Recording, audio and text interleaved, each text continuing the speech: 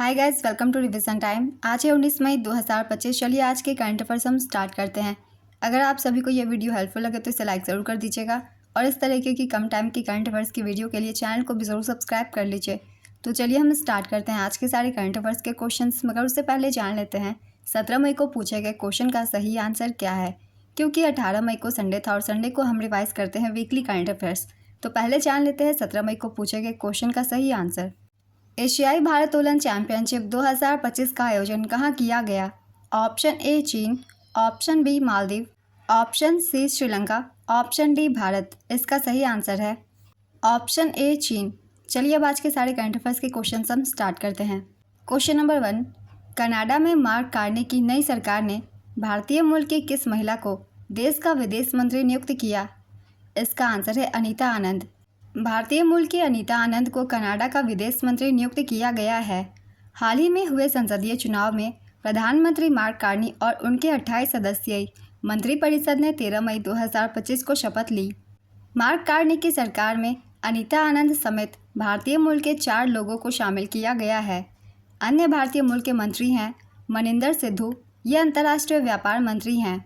Ruby Sahota, ये अपराध का मुकाबला मंत्री है। रणदीप सराय, अंतर्राष्ट्रीय विकास मंत्री।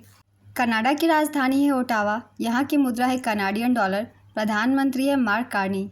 नेक्स्ट क्वेश्चन, मई 2025 में संघ लोक सेवा आयोग का नया अध्यक्ष किसे नियुक्त किया गया? इसका आंसर है अजय कुमार को। पूर्व रक्षा सचिव अजय कुमार को संघ लोक सेवा आयोग यानी कि यूपीएससी का अध्यक्ष नियुक्त किया गया है। यूपीएससी कार्यकाल 6 वर्ष या 65 वर्ष की आयु जो भी पहले हो तक का होता है। राष्ट्रपति द्रौपदी मुर्मू द्वारा स्वीकृत यह नियुक्ति प्रीति सूदन के कार्यकाल समाप्त होने के बाद की गई है। अजय कुमार 2019 से 22 तक रक्षा सचिव रहे थे। संघ लोक सेवा आयोग की स्थापना 1926 में की गई थी। इसका मुख्यालय नई दिल्ली में स्थित है। नेक्स्ट क्वेश्चन, मई 2025 में किस राज्य सरकार ने कृत्रिम रेत के उपयोग को बढ़ावा देने हेतु एक नई नीति को मंजूरी दी? इसका आंसर है महाराष्ट्र। महाराष्ट्र सरकार ने कृत्रिम रेत के उपयोग को बढ़ावा देने हेतु एक नई नीति को मंजूरी दी है। यह नीति सरकारी परियोजनाओं में एम-सैंड को अनिवार्य बनाती है। इसका उद्देश्य नदी रेत के अत्यधिक दोहन को रोकना और स्थायी निर्माण पद्धतियों को बढ़ावा देना है। एम-सैंड कठोर चट्टानों जैसे ग्रेनाइट को पीसकर बनाई जाती है, जो निर्माण में समानता और मजबूती सुनिश्चित करती है। नेक्स्ट क्वेश्चन, हाल ही में कौन विश्व कानून कांग्रेस सम्मान पाने वाले पहले भारतीय वकील बने? इसका आंसर है भुवन रिभु। भुवन रिभु विश्व कानून कांग्रेस सम्मान पाने वाले पहले भारतीय वकील बने। प्रसिद्ध वकील और बाल अधिकार कार्यकर्ता भुवन रिभु को विश्व विधि संघ द्वारा मेडल ऑफ ऑनर से सम्मानित किया गया। यह सम्मान उन्हें डोमिनिकन गणराज्य में आयोजित वर्ल्ड लॉ कांग्रेस 2025 के दौरान प्रदान किया गया है। यह सम्मान उनके 2 दशकों के कानूनी संघर्ष, अदालती हस्तक्षेपों और सक्रियता के माध्यम से बाल शोषण को समाप्त करने के कार्य के लिए दिया गया है। नेक्स्ट क्वेश्चन, अंतर्राष्ट्रीय बुद्ध शांति पुरस्कार 2025 से किसे सम्मानित किया गया है? इसका आंसर है डॉक्टर मुस्तफ़ा यूसुफ अली गोम। मुंबई के प्रसिद्ध उद्यमी सामाजिक कार्यकर्ता डॉक्टर मुस्तफ़ा यूसुफ अली गोम को अंतर्राष्ट्रीय बुद्ध शांति पुरस्कार 2025 से सम्मानित किया गया है। गुवाहाटी, असम में मैत्री शांति फाउंडेशन द्वारा अंतर्राष्ट्रीय बुद्ध शांति पुरस्कार 2025 से इन्हें सम्मानित किया गया है। डॉक्टर मुस्तफ़ा यूसुफ अली गोम care takers exterior and interior private limited के प्रबंध निदेशक हैं। नेक्स्ट क्वेश्चन, किस राज्य के राज्यपाल की आत्मकथा जनता की कहानी का उपराष्ट्रपति द्वारा हाल ही में विमोचन किया गया? इसका आंसर है हरियाणा के राज्यपाल बंडारू दत्तात्रेय।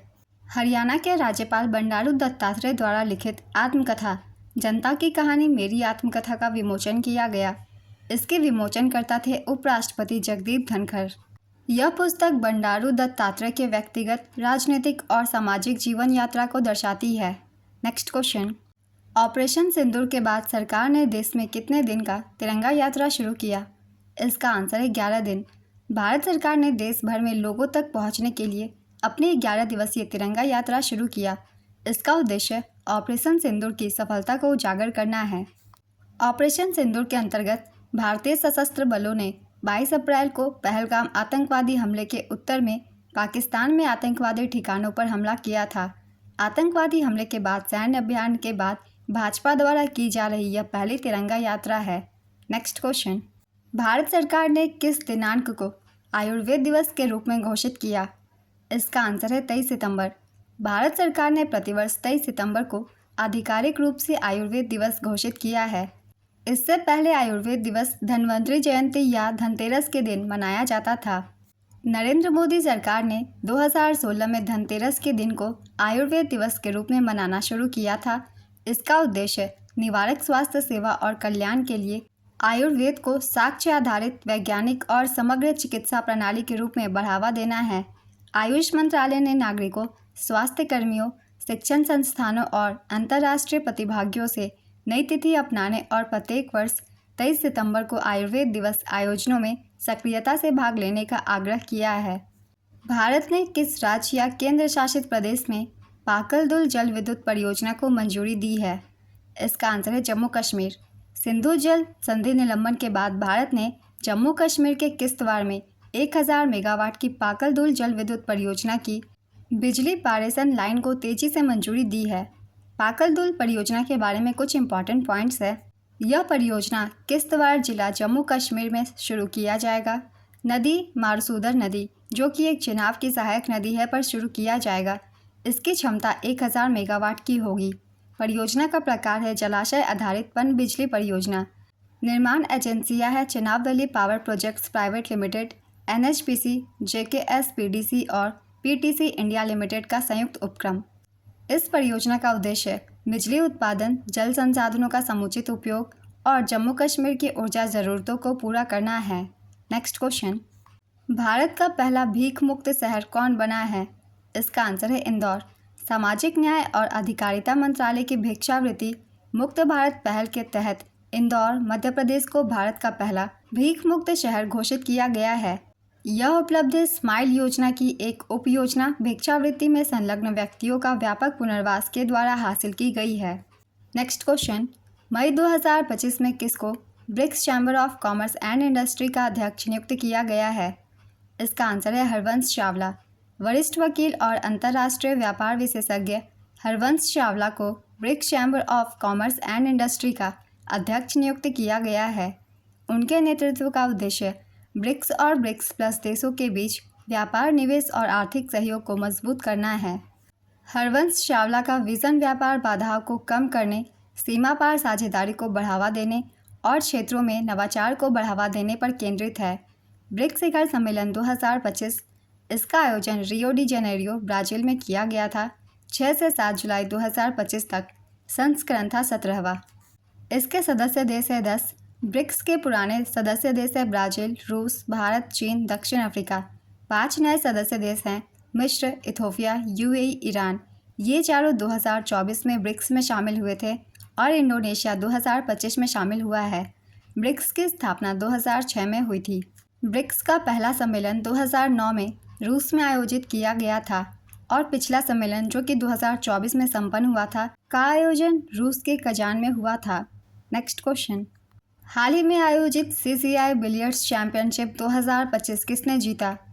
इसका आंसर है पंकज आडवाणी ने। पंकज आडवाणी ने मुंबई में CCI बिलियर्ड्स क्लासिक 2025 का खिताब जीता। उन्होंने फाइनल में ध्रुव सितवाला को हराया। यह पंकज आडवाणी का तीसरा CCI बिलियर्ड्स खिताब था। पंकज आडवाणी ने अब तक क्यू स्पोर्ट्स बिलियर्ड्स, स्नूकर और पूल में 28 विश्व चैंपियनशिप जीती है। CCI बिलियर्ड्स क्लासिक 2025 का आयोजन 25 अप्रैल से 4 मई 2025 तक मुंबई में किया गया। नेक्स्ट क्वेश्चन, देश का 6वां सेमीकंडक्टर प्लांट कहाँ स्थापित किया जाएगा? इसका आंसर है जेवर, उत्तर प्रदेश में।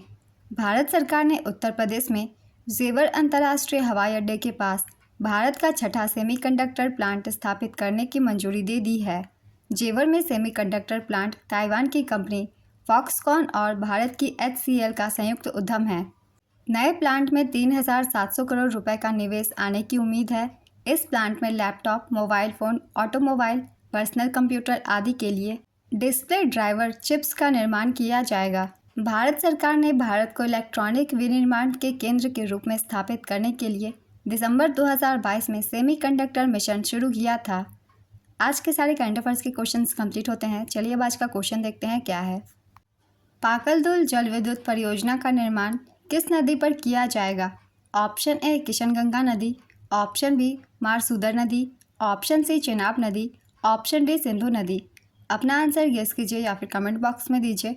अगर आप सभी को ये वीडियो हेल्पफुल लग रही है तो इसे लाइक ज़रूर कर दीजिएगा और इस तरीके की कम टाइम की करंट अफेयर्स की वीडियो के लिए चैनल को भी ज़रूर सब्सक्राइब कर लीजिए।